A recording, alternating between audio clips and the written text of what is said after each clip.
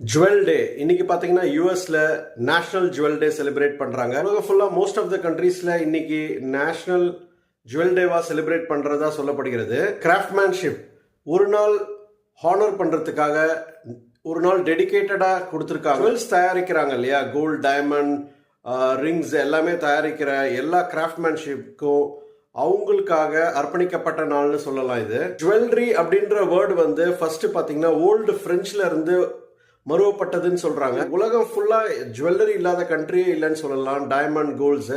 So city of gold அப்படின்னா அது வந்து துபாய். இந்தியால பல பெரிய நிறுவனங்கள் வந்து விற்கிறாங்க ஜுவல்லரி.